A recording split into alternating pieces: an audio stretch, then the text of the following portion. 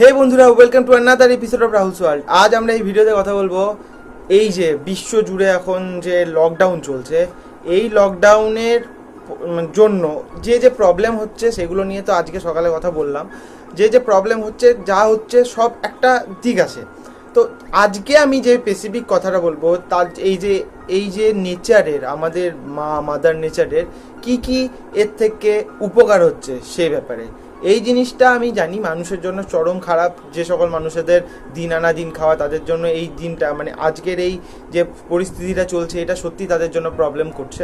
কিন্তু এর থেকে এই যে মানুষ, পৃথিবী থেকে যদি মানুষের প্রবলেম, মানুষের এই যে বিপত্তি, মানুষের এই সমস্যা, এই জিনিসগুলো মানুষ যে বেরোচ্ছে না, এর জন্য মানুষ ছাড়াও তো পৃথিবীতে সব প্রাণী আছে। মানুষের যতটা অধিকার আছে পৃথিবীতে বাকি প্রাণীদের অধিকার, বেঁচে থাকার অধিকার সব সমান। তো এক্ষেত্রে সেই সকল প্রাণীদের কথা বলবো যাদেরকে এই মানুষদের লকডাউনের জন্য তাদেরকে দেখা গেছে। তো চলুন শুরু করা যাক। আজ কয়েকটা কথা দিয়ে শুরু করব। এক হচ্ছে যে প্রথম যে ভিডিওটা আপনাদেরকে দেখাবো, সেই ভিডিওটা দেখতে পাবেন। ভিডিওটা এখন আপনি দেখতে পাচ্ছেন যে রাস্তার মধ্যে সচরাচর ময়ূর নাচছে। তো ময়ূর কিন্তু এমনি জেনারেলি আমরা যদি যাই, সেখানে রাজস্থানের সাইডে অনেক জায়গা আছে যেখানে আমরা দেখতে পাবো ময়ূরকে নাচতে। কিন্তু এরকমভাবে সচরাচর দিল্লির রাস্তার মধ্যে ময়ূর নাচা কিন্তু একটা বিশাল বড় আশ্চর্য ব্যাপার। শুধুমাত্র এটা পসিবল হয়েছে লকডাউনের জন্য। আরও একটা কারণ হচ্ছে যে এই লকডাউনের জন্য এই অ্যানিমেলগুলো কি ফেয়ারলেস হয়ে যাচ্ছে। তারা কি ভীতস্তত হয়ে তো বাইরে সবসময় ভেতরে তাদের আসার সুযোগ হয় না লোকালিটিতে, কিন্তু এই যখন সিচুয়েশন, যখন মানুষ নেই, কোথাও মানুষ নেই, তখন এরা আসছে এবং তারা তাদের প্রকৃতির সাথে মেলামেশার সুযোগ পাচ্ছে। তারা এই লুকিয়ে থাকার দিনগুলো থেকে বেরিয়ে এসে তারা প্রকৃতির সাথে মেলামেশার সুযোগ পাচ্ছে। ভিডিওটা আরেকবার দেখুন, তারপর যাব দ্বিতীয় প্রাণীতে।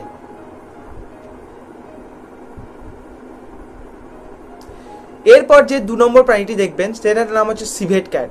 সিভেট ক্যাট হচ্ছে এক ধরনের রেয়ারেস্ট বেড়াল। ওকে, এই প্রাণীটাও কিন্তু খুব রেয়ার, আর এই প্রাণীটাকে সচরাচর দেখা যায় না। আগে একটা টাইম সিভেট ক্যাট প্রচুর পরিমাণে দেখা যেত, তারপরে মানুষের যত্রতত্র শিকারের ফলে এই প্রাণীটির পরিমাণ দিন দিন কমে আসছে। এখন সিভেট ক্যাট বলতে গেলে বিলুপ্ত হয়ে গেছে, ঠিক আছে। তো এই প্রাণীটিকেও কিন্তু লকডাউনের জন্য দেখা গেছে। এই প্রাণীগুলো আবার ফিরে আসছে। নেচারের যে সকল প্রাণীগুলো হারিয়ে যাচ্ছিল, সেই প্রাণীগুলোর অস্তিত্ব এখনও আছে, তা প্রমাণ করে দিচ্ছে এই লকডাউনের ফল। তো সিভেট ক্যাটের ভিডিওটা চলুন দেখায়। রাস্তার মধ্যে যে সিভেট ক্যাটটি দেখতে পাচ্ছেন, এই প্রাণীটি, একেই বলে সিভেট ক্যাট। ওকে, এই প্রাণীটি অত্যন্ত একটা রেয়ার প্রাণী, এবং এই প্রাণীটিকে সচরাচর দেখা তো যায় না। একটা টাইম দেখা গেলেও এখন কিন্তু এদের দেখা মেলা খুবই কঠিন। তো একে দেখলে বুঝতে পারবেন প্রাণীটি অসুস্থ, বা প্রাণীটির মধ্যে সেই রকম ব্যাপারটা দেখতে পাবেন যে প্রাণীটি অতটাও সুস্থ নয়, তার ফুর্তির ভাব অনেক কম, কিন্তু তবুও অ্যানিম্যালটা এখনও পৃথিবীতে বেঁচে আছে। সিভেট ক্যাট এখনও এক্সিস্ট করে সেই অ্যামাউন্টের। তারাও এখনও সেই তাদের বন্দি ভেঙে আবার নেচারে আসছে। এই জিনিসটা কিন্তু সত্যিই রেয়ার। তো এরপর যে ভিডিওটা আপনাদেরকে দেখাবো সেটা হচ্ছে ডিয়ার, অর্থাৎ হরিণ। হরিণ হচ্ছে সাধারণত আমরা জানি হরিণ বনেই থাকে। লোকালিটিতে হরিণ আসার কথা আমরা স্বপ্নেও কোনোদিন ভাবতে পারি না, কিন্তু হ্যাঁ, এই লকডাউনের জন্য লোকালিটিতে হরিণ এসেছে। তার কারণ একটা ভিডিওতে ধরা পড়েছে। এটা ভিডিওটি যেটা দেখাবো সেটা হচ্ছে হরিদ্বারের একটা জায়গা। চলুন ভিডিওটি দেখানো যাক। ভিডিওটিতে দেখছেন যে হরিদ্বারের এই জায়গায় এইখানে হরিণ এসছে। তো একজন বাড়ি থেকে এই ভিডিওটি তুলেছেন। তো সেক্ষেত্রে হরিণটা আমরা দেখতে পাচ্ছি। তো এই হরিণটা অ্যাকচুয়ালি হয়তো সে অন্য আশেপাশে কোনো একটা জায়গায় বসবাস করে। তো কিছু কারণে তারা এরকম একটা নির্ঝুম রাস্তা, লোকজনের সমাবেশ কম, তাদের জীবনের হানির প্রভাবটা অনেকটা কম এসেছে, তারা দেখতে পাচ্ছে। তো তারা নির্ভয় হয়ে বেরিয়েছে। তো আমরা কি পারি না এরকমভাবে অ্যানিমেলদেরকে নির্ভয়তার প্রমাণ দিতে? আমরা কি পারি না অ্যানিমেলদেরকে তাদের পৃথিবীকে ফিরিয়ে দিতে, তাদেরকে সেই তাদের এনভায়রনমেন্ট, তাদের সেই পুরনো জিনিস, পুরনো জীবন তাদেরকে ফিরিয়ে দিতে? আমরা কি পারি না? সত্যি আমরা কিন্তু পারি না। আমরা চাইলে হয়তো করতে পারি, কিন্তু মানুষের স্বার্থের ভরা জীবনে কেই বা করবে বলুন। ফাইনাল যেটা সবথেকে বড় সুফল হয়েছে সেটা বলবো, সেটা হচ্ছে যে ওজোন লেয়ারের ক্ষয় নিরাময়। যদিও আমার এই চ্যানেলে ভিডিওটা এখানে আসছে, কারণ এটা অলরেডি আমি বলেছি এটা অ্যানিম্যাল রিলেটেড চ্যানেল, তবু আমি এখানে অনেক রকম ভিডিও পোস্ট করি, এখানেও আজকে বলবো। এবং এখানে ফিশ রিলেটেড কিছু কথাবার্তা লাস্টে বলবো।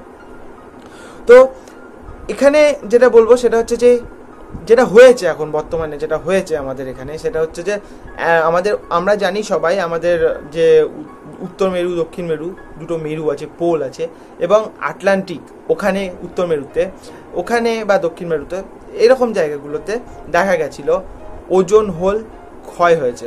ঠিক আছে, ওজোন হোল ক্ষয় হয়েছে, ওজোন হোলের মধ্যে বড় বড় ওজোন হোল তৈরি হয়েছে। ওকে, ওজোন লেয়ার ক্ষয় হয়েছে, ওজোন হোল তৈরি হয়েছে। তো সেখানে দেখা গেছে যে অনেক অতিবেগুনি রশ্মি, মহাজাগতিক রশ্মি, যত রকম রশ্মি হয় সেগুলো আসছে আস্তে আস্তে আসছে আমাদের পৃথিবীর ওপর পড়ছে, আমাদের স্কিনের মধ্যে। এই যে লাইট এভাবে পড়ছে, লাইট পড়ার জন্য কি হয়, লাইট পড়ার জন্য দেখা যাচ্ছে যে আমাদের স্কিনের মধ্যে বিভিন্ন রকম ক্যান্সার, বিভিন্ন রকম রোগ তৈরি হচ্ছে, প্রাণী জগতের বিভিন্ন রকম প্রবলেম, বিভিন্ন রকম সমস্যা দেখা দিচ্ছে। কারণ এই ইউভি রে খুবই ক্ষতিকর। আমাদের স্কিনের মধ্যে ডাইরেক্ট এই রে পড়লে দেখা যায় স্কিনের মধ্যে ক্যান্সার সৃষ্টি হয়। স্কিনের মধ্যে যে জিনের মিউটেশন করায় এই রেগুলো, তার জন্য স্কিনের তৈরি হয়, মানে ক্যান্সার সৃষ্টি হয়। তো এই জিনিসগুলো থেকে আমাদেরকে O3 বা ওজোন লেয়ার বাঁচায়। তো ওজোন লেয়ার আবার রিকভার করছে, খুব বড় একটা নিউজ আমাদের কাছে এসছে, সেটা হচ্ছে ওজোন লেয়ারের রিকভারি। তো এই ছিল একটা ইনফরমেশন। আজ তাহলে আসি, আবার নতুন কোনো ভিডিওতে দেখা হবে, ততদিনের জন্য গুড বাই।